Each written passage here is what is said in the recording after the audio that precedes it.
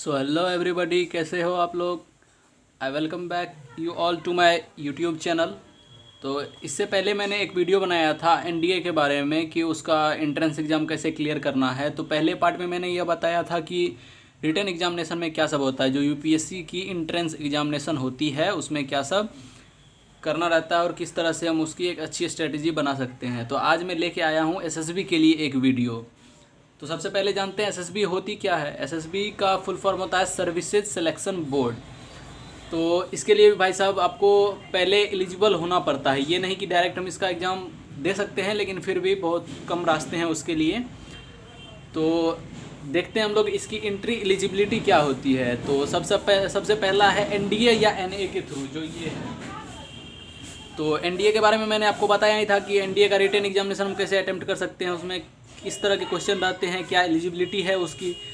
तो I hope आप लोग को वो समझ में आई होगी। और दूसरा तरीका है ग्रेजुएट एंट्री स्कीम।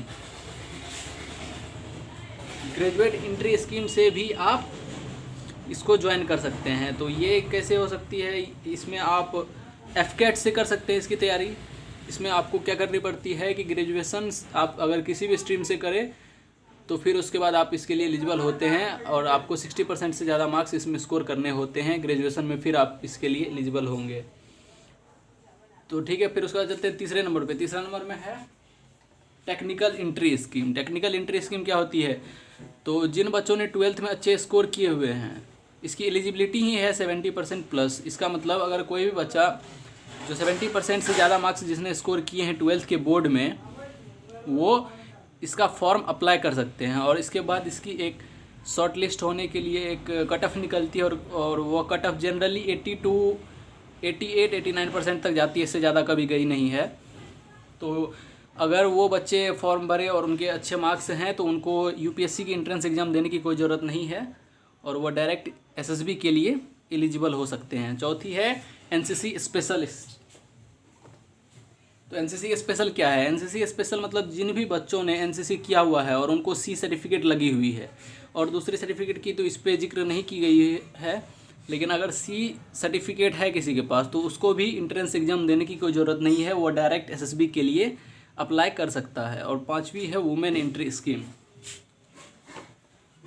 तो वुमेन के लिए भी दिया हुआ है आर्मी और एयरफोर्स के कुछ पार्ट्स में, जिसमें वो अप्लाई कर सकती है और डायरेक्ट ऑफिसर बन सकती हैं। ये जितने भी सारे एलिजिबिलिटी हैं ये ऑफिसर बनने के लिए है।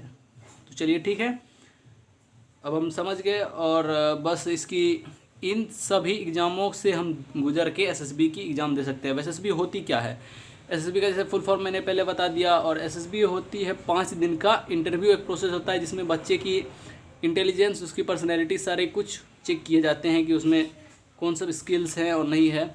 उसके लिए तो हम दूसरी वीडियो बनाएंगे। तो आई होप आपको ये वीडियो समझ में आई होगी। तो फॉलो करिए। आज के बाद मैं कोशिश करूँगा कि रेगुलर वीडियोज़ अपलोड करता रहूँ और वोकेबलरी की भी एक रेगुलर सीरीज़ में डालने की कोशिश कर रहा हूँ और एसएसबी की भी एक सीरीज़ आएगी। ठीक है, थैंक यू फॉर वॉचिंग।